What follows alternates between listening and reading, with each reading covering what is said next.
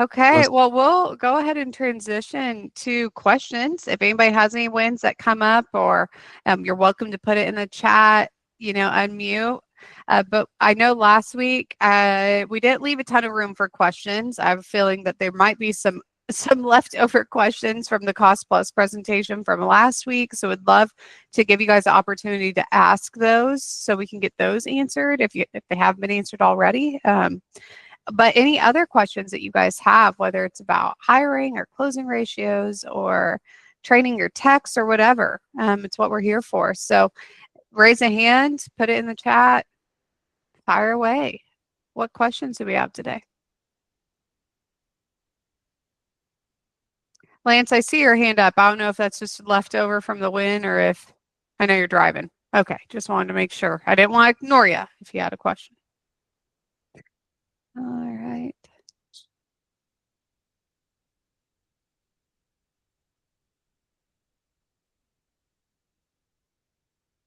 What caused you to tune in this morning? What things are scratching your brain, even leftovers from last week?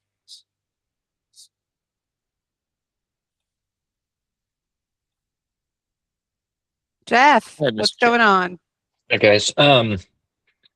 So I mentioned this in the chat with kind of towards the end of Robert's presentation last week, but basically kind of working with Bryce, coaching me and trying to get ourselves in a better cash flow position because we've been struggling for a while with cash flow. We're billing, so we do kind of guaranteed max price contracts, fixed price, if you will. And we do a milestone draw schedule. You typically break it up into 5 to 7 milestones: framing, drywall, rough-in, all that. And when we were billing after the milestones were completed, well, we made a simple tweak thanks to Bryce's recommendation of billing ahead of those milestones, which has really helped tremendously already in just the last couple months. I've noticed an improvement in cash flow. So anyway, I'm just curious. I don't know if you guys can answer this or if this is more of a Robert question. Like, so now that we're in a better place with cash flow and billing ahead on these milestone draws, if I'm looking to change to this cost plus model, that seems like it's going to take me back to a bad place or going to be challenging, present challenges, because I assume you're billing after I don't know. I guess that's my question is how does the billing work? How do you're sending, I assume, some sort of documentation, whether it's receipts or invoices or whatever that looks like. Anyway, that's my question. I don't know if that's a good question for you guys or not. It's a great question. I'm sure every coach here is chomping at the bit to answer that one, but I'm the loudest. So, so Jeff, no matter what type of pricing you're doing, whether it's cost plus or fixed price, money is always going to stay ahead of the work. It doesn't matter what model that you're using. We are always going to be collecting a deposit that covers any of the initial labor and materials ordered. And then your draws are always going to cover the work and the materials that's going to be used, performed, bought, and within the time until the next draw. And so it's really not going to change whether you're doing cost plus or the fixed pricing. I have clients, who do turn in every single receipt to a client on cost plus. I also have clients who don't. It's like if a customer requests that, they provide that, to them. It's transparent. A lot of clients use a software like Buildertrend or JobTread. I've seen a lot of stuff in the chat of you guys talking about softwares, which I love, where a client can really log in and kind of see that reporting. What I really encourage is, and this is kind of a harder transition to make, but you don't have to base your draws off of milestones. In fact, I kind of actively discourage that, just because you can get stuck where crap, I'm waiting on the freaking cabinet guy and I can't get paid on this work that I've done because of the freaking cabinet guy or the inspector or whatever. Especially with you doing fixed price, Jeff, whether you're doing cost plus or fixed price, you can do this, but especially with fixed price, you know how much you're charging for this job and you know how much time that job should take. So if the job's going to cost $50,000 and take 5 weeks, I'm just spitballing examples here, guys. You could have week draws that are 10K, and that gets collected every Friday, no matter what's happening at the job. Now, obviously, if something completely halts the job entirely, you might not collect that week. You're not on that job that week. You don't have expenses on that job, but no matter what, hey, this job is costing 50,000. We have weekly draws we collect on Fridays that are 10K, and the customer knows that going into the job. And then any change orders, because change orders are absolutely going to happen, you're going to collect at the time that change order happens. You'll fill out the form, go over the new price and timeline, both parties sign, and you fully collect. So you're not going to have to put that over you're not going to have to build that into the draws. Draws would stay the same. So no matter which model that you're doing, and I'm a big believer, Jeff, where like if what you're doing is working and it's solved a lot of problems, I wouldn't feel obligated to switch to cost plus. I think there's still benefits to switching to cost plus, especially on the sales side of it, like Robert talked about last week. But if you're closing deals and it's working for you, I wouldn't feel obligated to change it. The main thing that I would change is instead of milestones, going off a time frame, set draws. And then just make sure the money is always staying ahead of the work. Those draws are enough to cover until the next draw. That makes sense. Thank you. Yeah, well said. Yeah. Great question. What other questions do we have today or follow-ups on that? Maybe that opened up a can of worms. Nicole, I was just going to say that's kind of something that really helped. Just to reiterate what Nicole was saying, that really helped us with our cash flow issues is we, instead of milestones or doing 50-50 draws, we're doing something similar to that, just like breaking our draw payments out into multiple payments over the time period or length of the job is supposed to take. And that's helped out tremendously. So customer knows before they go in, just like she said, hey, it's 2 weeks. We had a 2-week draws due. I'm going for one right now. So I'm literally where I'm driving to go pick up our draw payment for this week. And doesn't matter what's been done at the house. It's just draw payments due. Love that. Love that. Yep. That's great. That's kind of how I do mine. Is very similar to that. Is trust every week, no matter what. That's in the bottom of every estimate is materials up front, and then whatever a week's worth of labor or however long the job is, depending on if it's a large job. If it's a large job and it's several weeks, then we just draw the labor out over time. But materials are always up front because a lot of times on a dirt job, they want the guys that are delivering you material want to be paid that day. That's great. Yep. And your cost can change depending on the length of the project and all sorts of things as well. But you got to have your cash flow. The principle with draw schedules in general is as often as you have to pay out is as often at minimum that you should be drawing in. So if you're doing a weekly payroll, then you should probably have a weekly draw schedule. If you're doing a bi-weekly payroll, then at minimum, you need to also have bi-weekly draws. But you could probably do weekly as well. That's good stuff. Nice. What other questions do we have this morning? What things are happening in this early spring out and across US of A and Canada?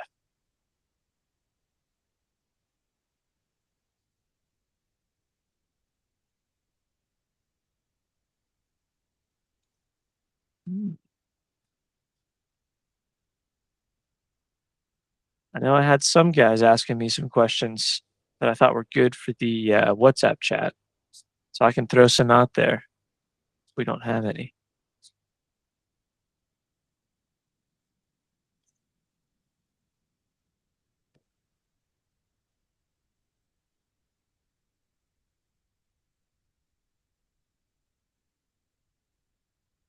I feel like I'm at a silent auction right now. Going once, going twice. Everyone's saying in their heads. Yeah. Okay. Philip, I saw you hopped in here. I think you've been asking a couple of questions in the group chat here recently. I don't know if you have gotten those questions answered or want.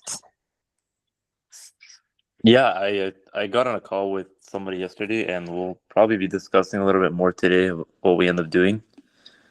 But it Yeah. sounds pretty promising. I mean, one of the things we're thinking of. We had in this organization we'd be using Company Cam, then the CRM that we're using, and then also just having QuickBooks, and kind of everything's all over the place. So when we have a new lead that comes in, we're adding all these new clients to every single place there, and we're missing it in some places, or details get missed, or notes get kind of scattered. So we're just trying to find something that works a little bit more hand to hand together, kind of more a narrow road type of deal, make things a little bit more streamlined, organized.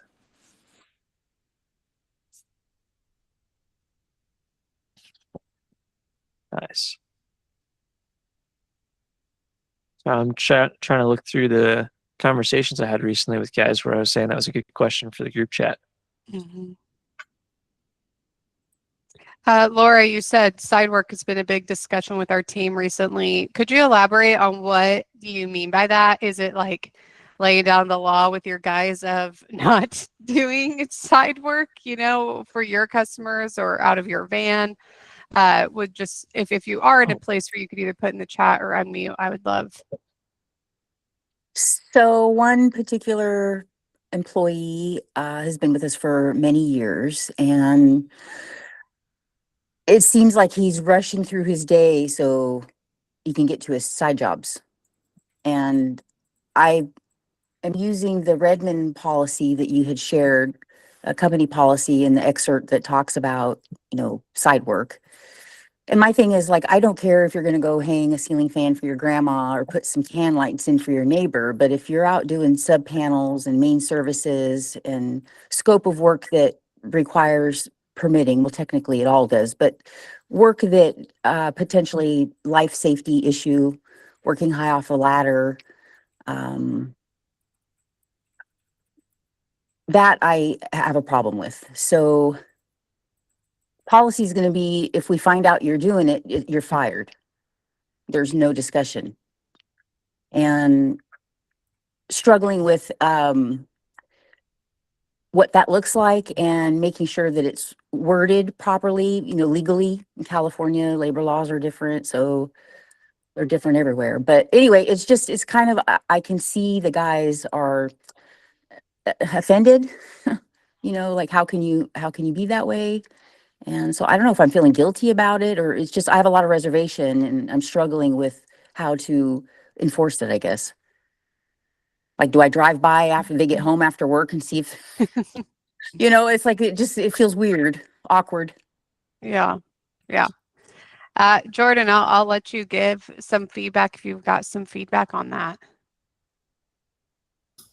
So, I'm the guy who, when I worked for other companies, did side work all the time.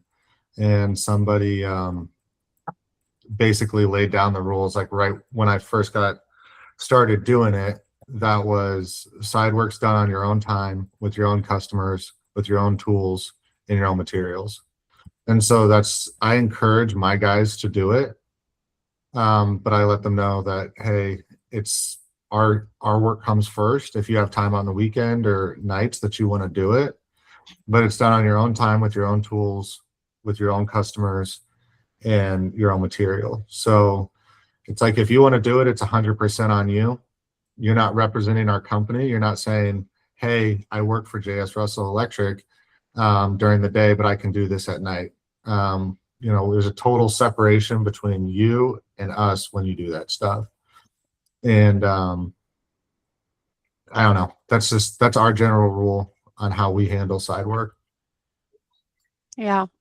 Yeah. And they can't be in a branded company vehicle, can't be in branded company shirts, it's completely separate, and it has to be after Pierce Electric hours. And so I think that might fix the problem you're having, Laura, where they're like rushing to get to their jobs.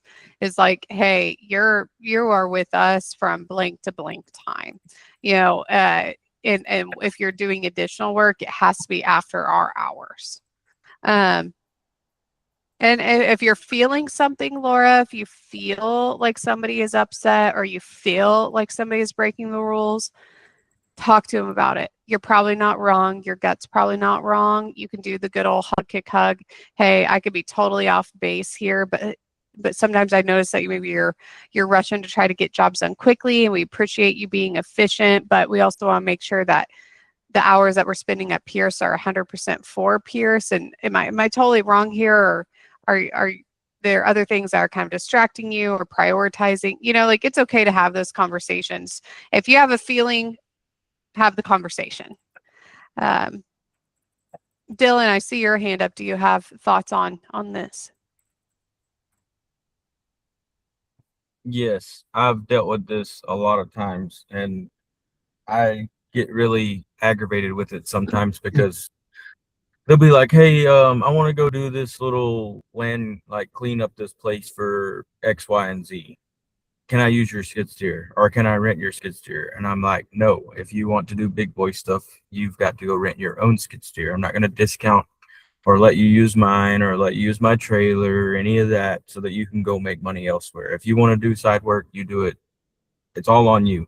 That's if they want to be an entrepreneur, which is basically what side work is, then you got to go through the same ropes that I went through. I've gone through all of that, and nobody gave me any handouts in the way of doing it either. You've got to do it on your own, or I'm not going to help with that.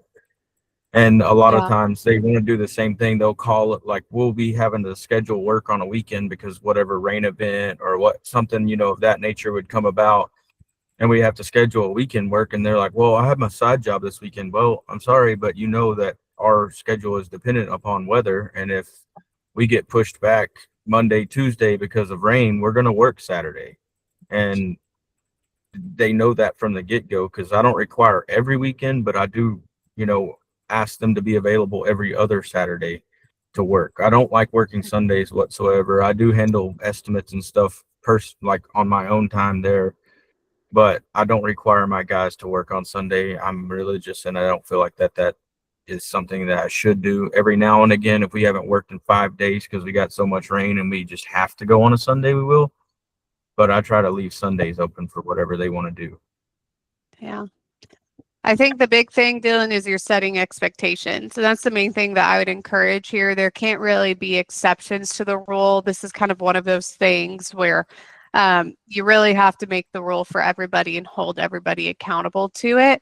Now, there might be certain situations where like somebody says, "Hey, I'm remodeling my house," or "Hey, can I have blank come help me with this on my," like that can be because it's for, the employees specifically.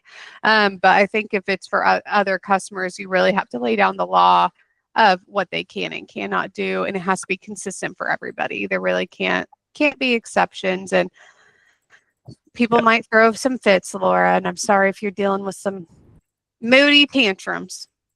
Something Yeah. to add to that you just said, if they do take your equipment and whatnot, your insurance isn't covering them if they damage something. And if your name's Yeah. on that, now you have to deal with that. And that's what I lead off with every time is my insurance does not cover my tools on your job or my name. At that point, now I'm tied to that job because my business name was on that skid steer or what have you.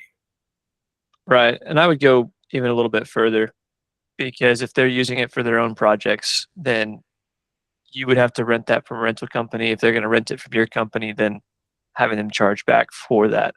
If it's your tool and equipments, because there's use on those things. But the main thing is that whatever you implement, it's consistent, it's documented. You can fall back on procedure to make it not an emotional problem.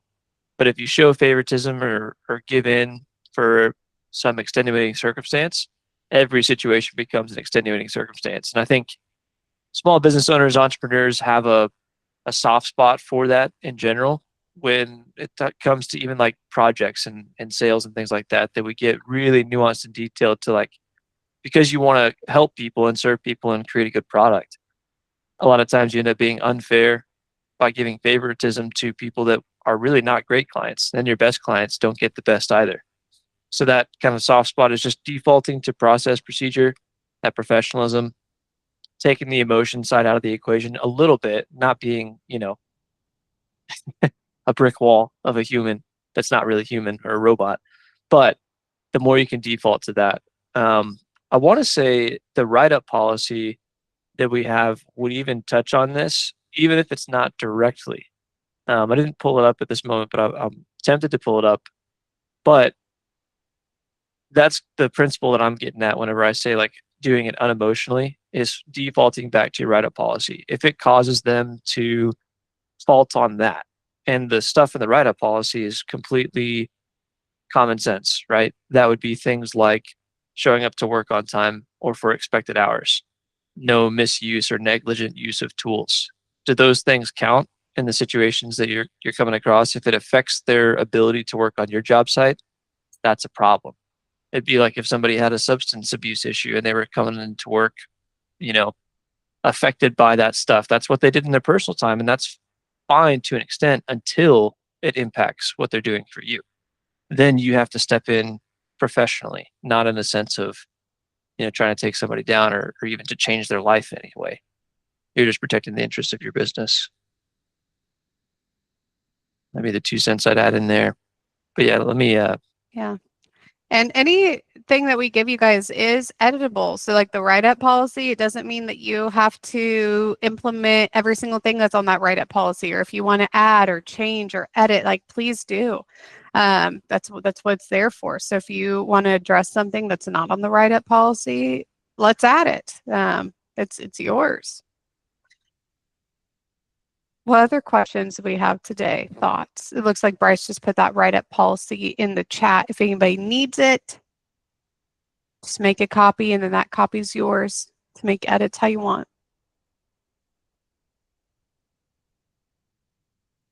Any follow-up questions? Questions on a different topic?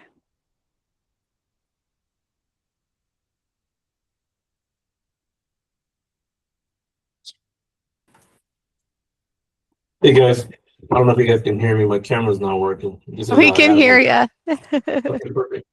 You know, as far as what Laura was saying, you know, I had a hard time with that too, you know, but one of the things that I prevent myself from doing is telling them that they can't take side work, because one way or another they're going to do it, you know, and it's going to become riskier for them to do it, because now they're kind of, you know, defying, you know, what the company wants them to do.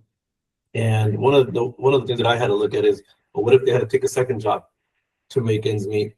They're still going to take a second job, but unfortunately, the only difference is that with the second job, yes, they are going to be insured. It's going to be for another company, as opposed to now them trying to be the entrepreneur to make extra money. You know, so I would kind of drill down like I think it was Dylan that said, you know, hey, I can't use my equipment because all my vans are branded, you know, and uniforms too. I said, you can't be in uniform, you can't be in vans, you guys got to do what you guys got to do. If you guys need to borrow something small, some hand tools or something, let me know. If you're going to do a side work after job, let me know. You know, that's the only thing, that's the communication. You know, other than that, you guys are on your own. If you guys get hurt, you guys are on your own. That's great. That's great, because you know, you're taking the steps to make sure that the company is not liable. And that's the main thing.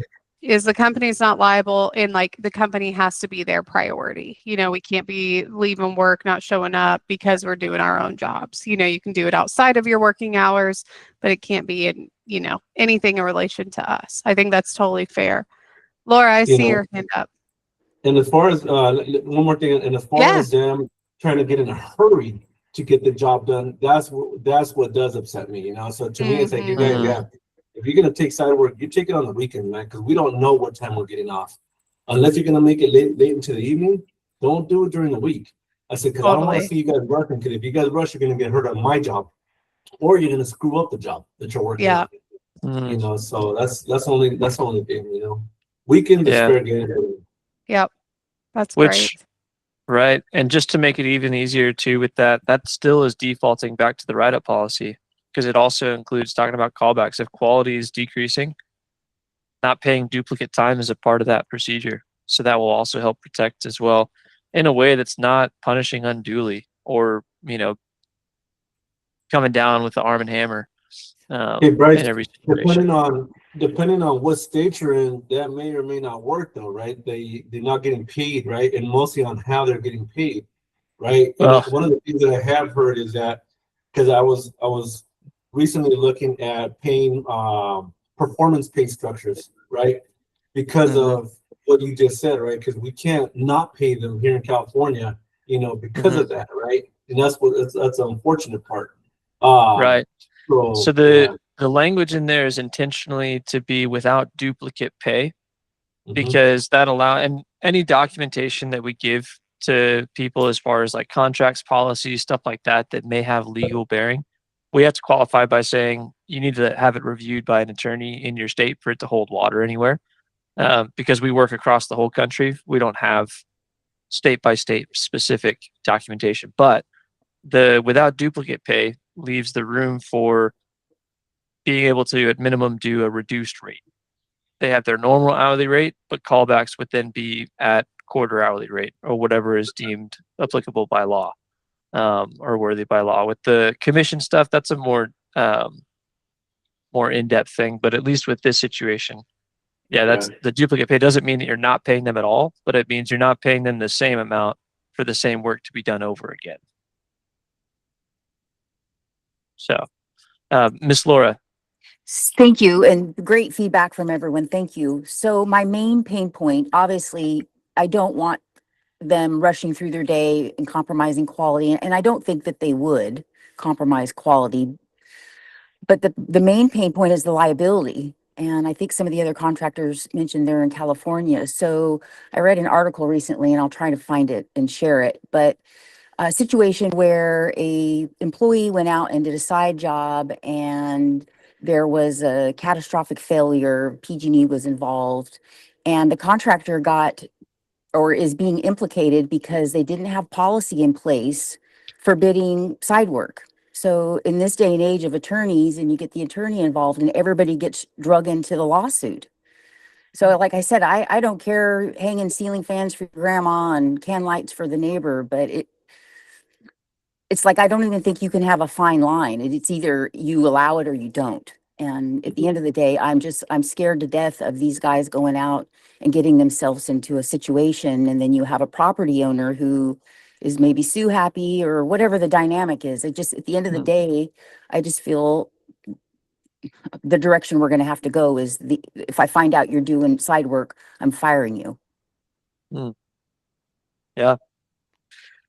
Yeah, that speaks to your character though, Laura, that your first thought is, hey, you could get stuck in a really screwy situation here. Like, I don't want you guys to be personally liable in a way that you can't handle or sustain, but also that affects us as a company, and this is how we're going to have to handle that.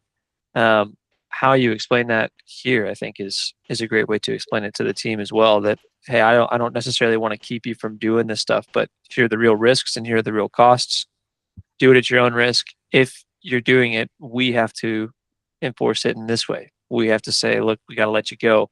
It's not working out because you keep doing side projects. But that's interesting.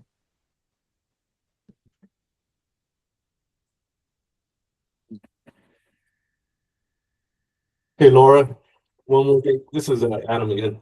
I understand what you're saying, because the implications are pretty bigger on, because you guys are electricians. I had passed along on to, we'll call him a sub because he is a licensed electrician contractor.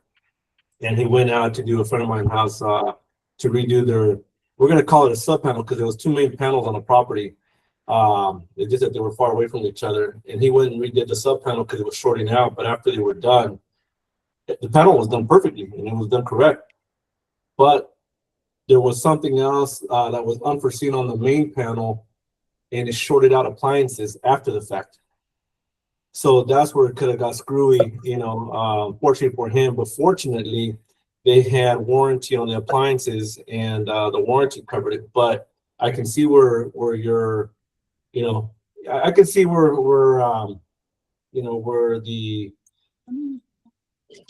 you stand, and it's not wrong, just I try to not, it's like when we're kids, right? Our parents tell us, no, you can't do it. Well, the more they tell us that you can't do it, you're going to want to do it, so I try to look at that aspect of it too. I think that's totally fair. And I think that having a conversation, if you are feeling something with one of your guys where you're like, I think they are struggling money wise, I think they are trying to make things meet, I think this is honest and they're just in a situation, let's talk about it. Let's say, hey, what needs to happen in order for you to be able to make more money here? Because if we spent maybe a little bit longer at jobs and we were upselling or cross-selling, you'd be making more money than running this job on your own. Like, I think there's a happy medium there where you can say no to side jobs, but then still empower them to make the money they need to make where they're currently at. And that's ultimately less liability, less stress. And so if you're starting to feel that or sense that, I would just have that conversation with them and empower them of what needs to happen to be able to make that here. Hey, Nicole, on that aspect, right, for Laura too, actually, I forgot about this one. One of my guys, the one that would take a lot of side work, he's a painter, right? So he's always been a painter, interior, exterior, custom painting, cabinets. He kept wanting on taking on more projects. And I said, hey, man, you're going to have to, you're going to have to hold on and get your license, man. If you're going to be taking on all these big jobs, because there's a lot of risk, you guys are on ladders and stuff, and now you guys working. So I signed off for him. He could work for me for quite a while, and I knew beforehand. So I signed off for him. He's in the process of getting the license. And the way I'm using it is as an advantage for myself, is to be able to use him as a sub. So I am moving him as an employee, but he will be my sub now. So now I don't have to do the painting in-house. I'm going to sub it out to him. That's great. So yeah. Yeah. And if somebody is not working full time for you, like in your situation, Laura, this is applicable. Your guys are full time and so they need to be employees. Just the IRS gets pretty mad when you don't do that. But if it's somebody who's running jobs for other people, running their own jobs, and they're just working for you here and there, or just not full time, you can absolutely have them be a sub, and that could totally be a happy compromise where you're not going to be liable for the work that they're doing outside. That's great. What other thoughts, questions, concerns, things we're running into, things we're working through?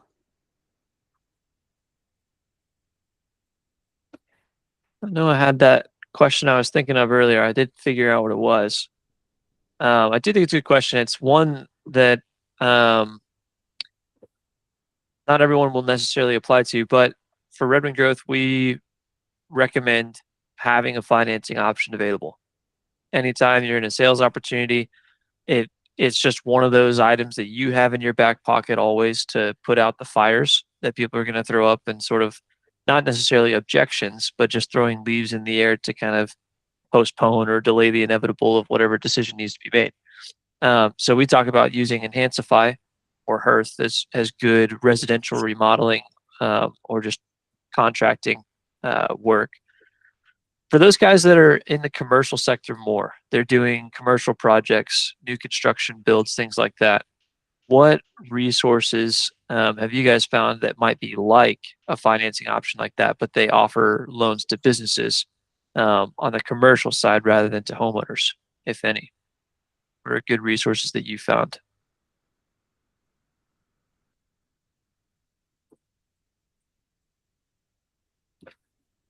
Oh, that's a tough one, Bryce. I don't even have any that come to mind. I don't know if anybody's done a lot of commercial work here. Is he saying that he's funding the jobs, Bryce? So like he's needing the money to do the commercial jobs?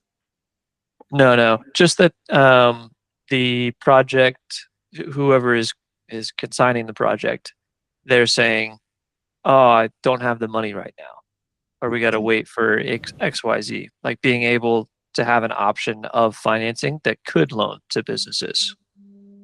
Mr. Scott? Yeah, we actually work with a local credit union. We've got two good credit unions in the Phoenix area that are pretty much all around here. Actually, the main one is actually out of Utah. It's called Mountain America. They're one of the largest SBA lenders in the nation as far as credit unions go. And so we will direct people to go there and seek financing. We're actually set up with them on the consumer side. So if it's a solopreneur that's doing a commercial remodel, we can get them, we can actually take the application, submit it through their portal, and work on it. And if not, they can go direct. And if it's going to be a bigger job and they're seeking like an SBA type project, then they actually have a big SBA department that can actually work with them. So, and we've developed that relationship for quite a while. We've owed Mountain America a lot of money for a long time. So it was easy for us to set that relationship up with that credit union. So. Nice. Okay. So it was just a local credit union that you were using yourself and then became, hey, when we do projects like this, can we be kind of like go between to get them to you? Yeah, I was a good friend with the original branch manager, their first branch here in the Arizona area. And so when we had to refinance our church building back in 2016, we actually worked with them in their SBA department. It was a really smooth process. And since then, I've moved all my other businesses and personally stuff there and been doing business with them for a lot of years, and helped a lot of businesses move over there because it's a credit union. So people who do business with them now are members. So it's unlike a Wells, a bank, a U.S. bank, or Bank of America, all those kind of kind of things. So the fees are lower, the interest rate's lower, and you typically get personal service. So when I connect a business owner with them, they typically find a long-term relationship that it saves them money, so they're happy all the way around.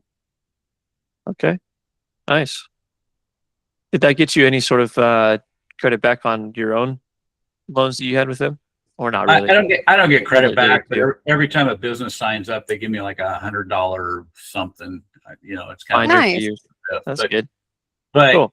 The big thing is like the credit union. So the business credit cards and stuff that we have through the credit union are affinity cards. So I'm going to Robert Redmond's. His grandpa puts on an event in Hawaii every year, and we're going again this year. And the trip will be paid just from the credit union points on the credit cards. So credit card points. Yeah, Nice. and the credit union's program is I think a lot better than American Express or Cities. Again, so there's a lot of advantages. I've been with credit unions since 1974, so quite a while. Nice. I know I don't look that old, but No.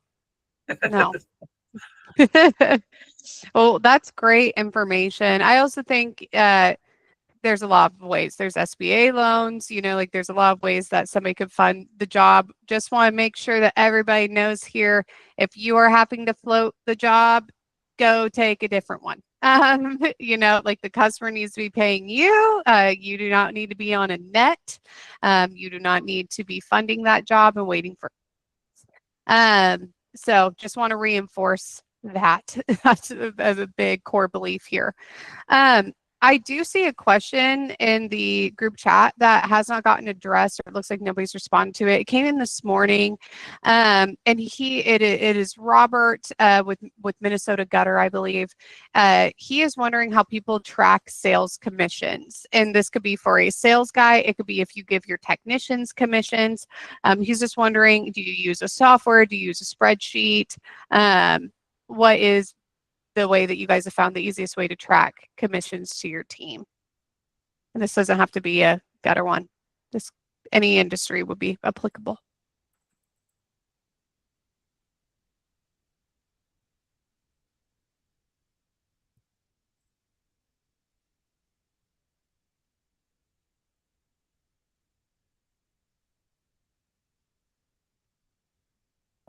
I don't do it based off of percentage, because you can get trapped in that pretty quick, especially if it's a larger job.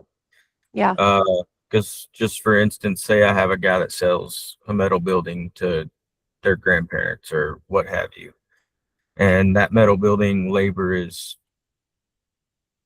say 13,000. Well, I can't guarantee 10% of that 13,000 on top of paying them to do the metal building as well. So what I'll normally do is like kind of a criteria, I guess. So if the job is like 5,000 or less, I'll give you extra 100, 200 bucks.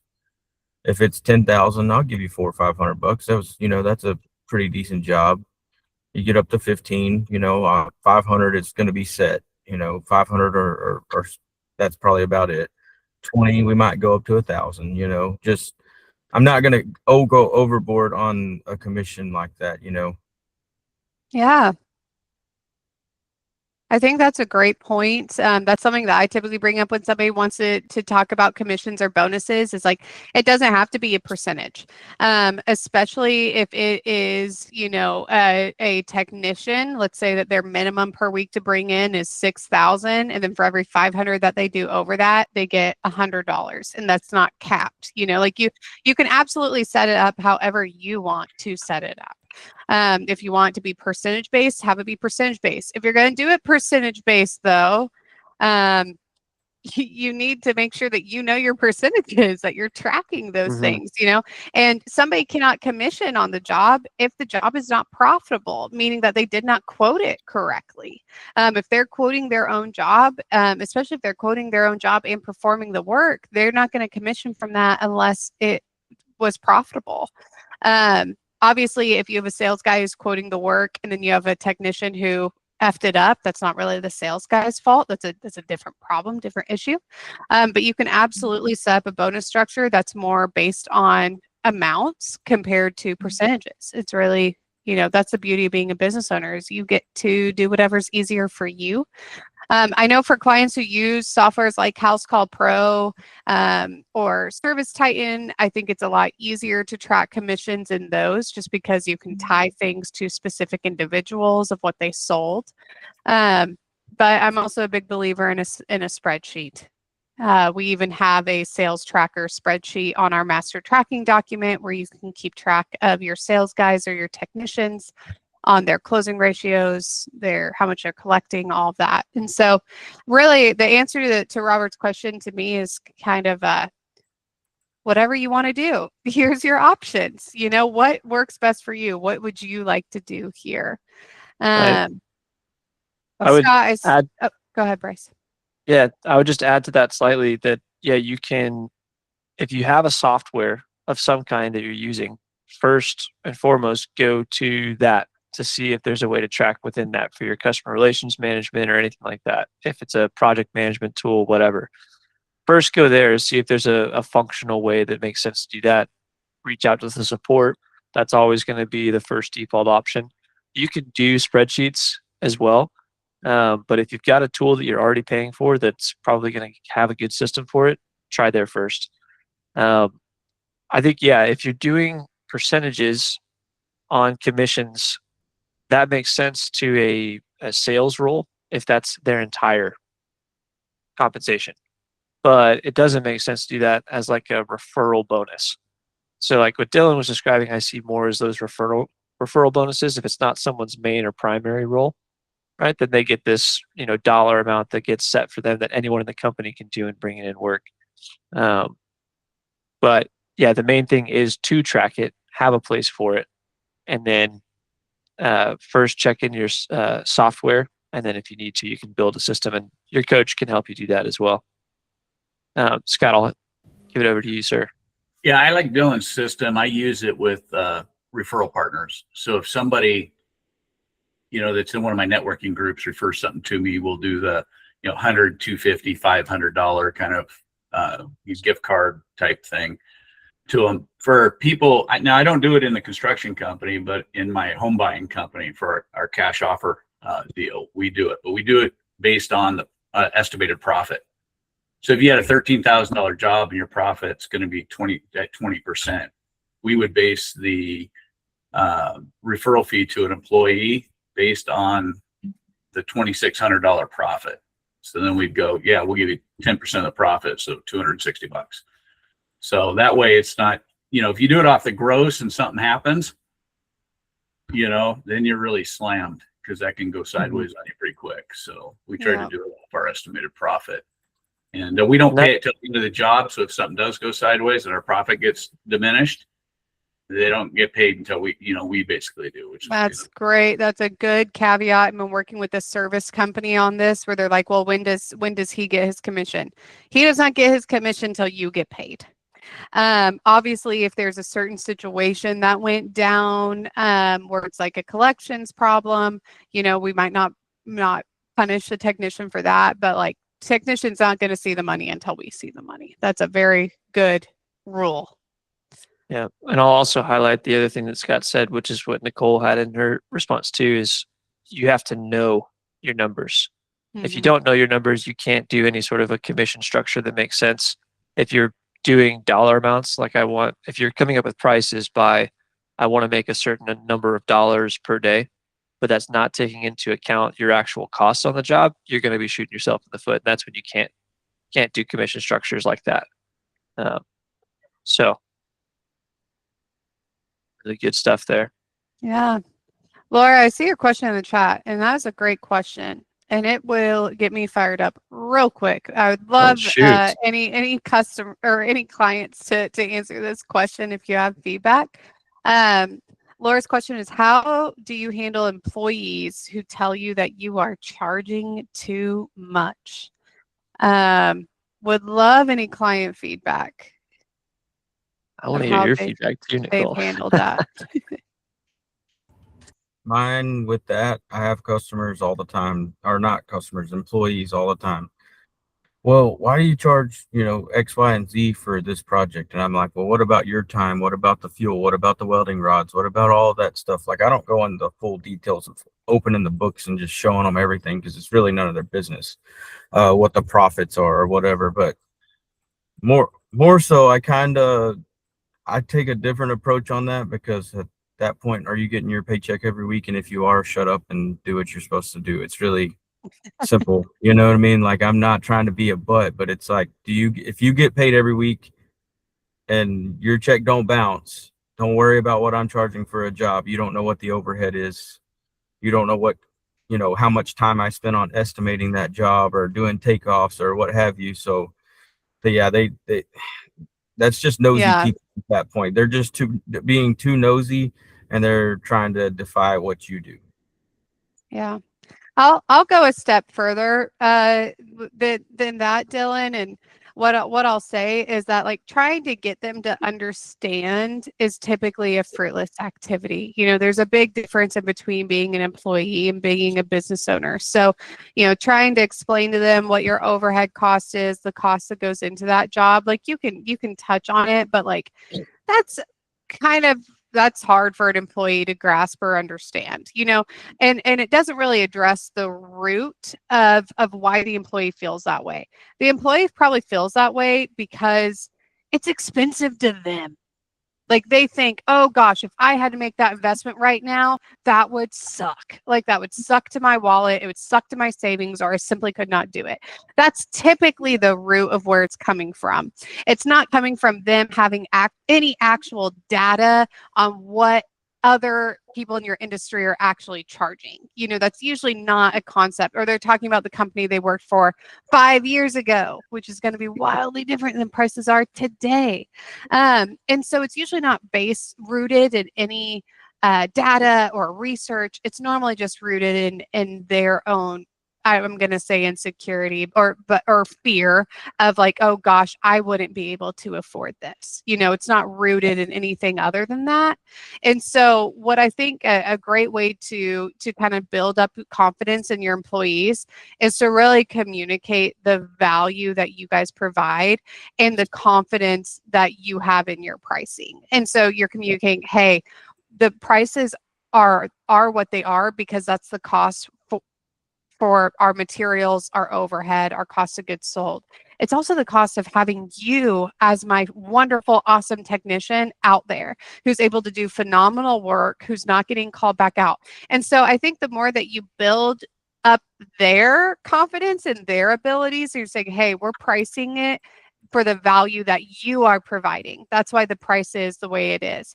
And the margin that we make on it is pretty minimal. But when your technician is going out there, when he's having to sell that, he needs to feel confident in the value that he is providing. And I would even encourage to tell your technicians, hey, I can't have you selling out of your own wallet, and I can't have you making assumptions either. I know you guys have probably had experiences where you walk up to a house that you're like, there's no way they can afford this, and they don't even bat an eye, So I think building that confidence in your team of, hey, don't sell out of your own wallet. Just because it's expensive to you doesn't mean that's the wrong price or that it's expensive to them. And don't make assumptions about your customer. The only thing that I want you as the technician or sales guy focusing on is the value that you are providing and the value that you are communicating. And that's where I'd put all of your energy into. Yeah. I was about to say, no notes, no notes. But it is something that does need to be addressed for sure, because as Nicole's saying, if they have any influence on pricing, people pick up on the uncommunicated nuances. People can tell if you're kind of cringing You think at it's your own expensive. price. Yeah. Yeah. So it does need to be addressed, but yeah, Nicole knocked it out. I agree. No Yeah. notes. Ryan, you had your hand up. Yeah. Yeah, I mean, we just dealt with this issue with a project manager on the deal, and we just had to sit them down and go through that we're not Walmart, right? That Yeah. we're going to come in the middle, and here's all the things that we do. That's why we have a one page that tells you what the difference between us and everybody else is. I think that comes up because of either A, they're scared, they've never sold before, or they have something up with them and it's their own head trash on why you can't sell where you're at. I don't have that problem, so I don't know why that comes up with them. I just have to sit there and educate them on that we're a little bit different. That's why we're a white glove service company, and you're going to pay more because we're a GC. So here's kind of why that happens. That's been my experience. If they can't get it around, you have to let them go, because like Bryce said, they're going to sit there and they're going to have that head trash, and the customer's going to catch up that they don't believe in the pricing module. Totally agree. Yeah. High Place Construction. I don't know if I know your name. I see your hand up. You don't. My name is Richard. Richard, nice to have you here. What question do you have or comment? Well, it's not a question. You know, I'm new to you guys, but I'm not new to the industry. I trained salespeople for years, many years ago. And if you've never read any of this stuff, Tom Hopkins has some of the best sales information in terms of dealing with objections and things. But one of the things I learned, and I taught all my salesmen years ago, was this. You know, price is always going to be an objection. I mean, it's generally one of the first few you get out of the box. And so you need to be aware of that potential objection coming up pretty initially, because everybody thinks your price is going to be too high, unless they have alternate bids that show that you aren't. But it's a very common objection. But one of the things we learned from Tom's training was this. How much too much? The question is, how much too much do you feel it is? Because sometimes it might be, you might be thinking your price is way higher than it actually is to that customer. So one, it gives you a little bit of an idea of where they're at, where their mindset is. And then at that point, once they've quantified that, you can deal with the objection as to, you know, hey, we've had, you know, I mean, for example, it's a quick example, okay? I started in Oklahoma 20 years ago when you could buy 2x4 studs out the door for $2 a piece and with tax out of Home Depot. Now they've come down to about 4 here in Colorado Springs, but at one time they were about 6. So, you know, there's lots of different ways to handle that objection once you kind of define what it is. But one of the things I would say is when you're dealing with people is help them be prepared and literally train them with, if these different objections come up, and usually there's between 3 or 4, they're probably the most common. They're already prepared for it. They already know how to navigate that, and they're not flat-footed when they get that, well, your price is too high. Well, okay. Because then they're like, well, you know, what do I do with that? Because you don't know what they're basing that on. They may be, you know, they may be completely out in the weeds on their thinking, but at least if you start to quantify what they're thinking, then you can begin to address, okay, what is this based on, and what is the amount there, and then how do we get to a point where we can come up with the win-win solution based on where they're at?